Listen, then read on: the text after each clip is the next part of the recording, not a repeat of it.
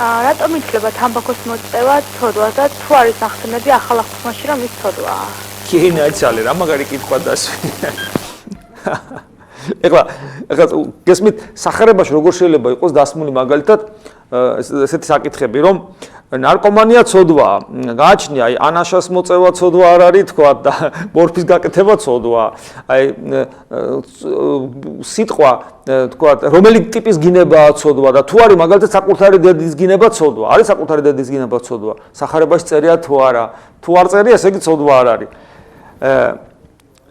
ყოველი ქმედება, რომელთაც ღმერთის დიდება არ შეიძლება, ცოდვა არის. პავლე მოციქული ამბობს ამას.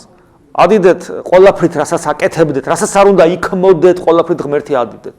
როცა ადამიანი თამბაქოს ეწევა, მას შეუძლია რომ დადგეს ხატებთან, ესე დადგეს ხატებთან და საკმევლის მაგივრად ყოველ უფალო შემიწყალაზე ცალკე ბოლი გაუშვას და ხატს მიაფრქვიოს ეს ბოლი, თუ შეუძლია ამას გააკეთოს ადამიანს ეს. ლოცვითი განწყობით და არა მკრეხელური თვალსაზრისით. გესმით? რა თქმა უნდა არ შეუძლია, იმიტომ რომ ადამიანის შინაგანი სამყარო აყვირდება, რა შვები ამ სიმყრალეს, რასაშვები. ეს ერთი. ანუ ღმერთის დიდება არ შეიძლება თამბაქოთი. მეორე, ის არის მავნებელი.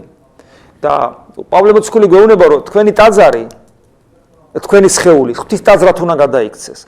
ტაძარში გაბოლება თუ არ შეიძლება, აი ეკლესიაში გაბოლება თუ არ შეიძლება, მაშინ არ შეიძლება ჩაბოლება ადამიანის სხეულში, თუ რა ადამიანის სხეული არის ქრისტიანული თვალსაზრისით უნდა გადაიქცეს ტაძრად.